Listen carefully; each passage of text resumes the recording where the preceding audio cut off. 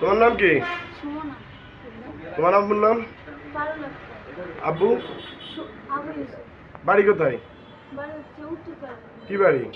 কোরবানি ব্যাপারী বাজার। পুরান বাড়ির নাম হচ্ছে কাজদিয়া চকটিপাড়া। কি হয়েছে, ঘটনা কি হয়েছে একটু বলো তো তোমার সাথে?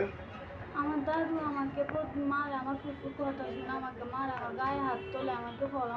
আজকে আমার ফুফু যখন বসেছিল রান্নার ঘরে, তখন আমি গোসল, আমার দাদু বলছিল যে কেউ না বোরকা ধুয়ে দিতে। আমি বোরকা ধুয়ে দিচ্ছি। বোরকা ধোয়ার পর আমি যখন যাওয়ার বলছিলাম আমি গোসল করার জন্য, ওই সাবান নিতে গেছিলাম। আমার ফুফু বলছি, আমি ফুফুকে বলছিলাম যে সরতে, ফুফু সরে না।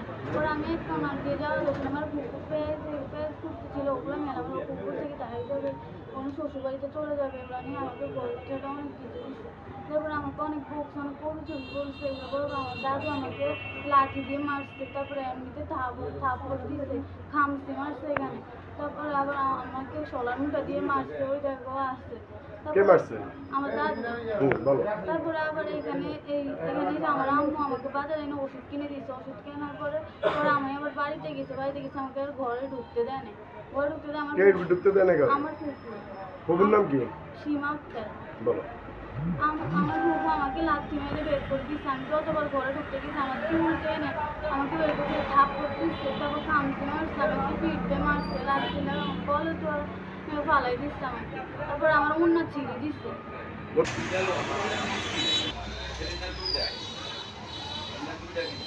আমার দাদু আমাকে ওইখানে রাখতে চাইতেছে না। আমি প্রতিদিন আমার হাতে কাজ করে, আমি স্কুল থেকে আসলে কাজ করে, আমাকে পড়াশোনা ঠিক মতো করতে দেয় না। পড়তে গেলেও ডাক দেয়, কাজের জন্য ডাক দেয়।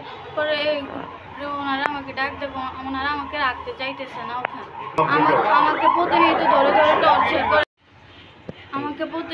টর্চার করে, আমাকে ধরে ধরে মারে, আমাকে পড়ালেখাও করতে দিচ্ছে না।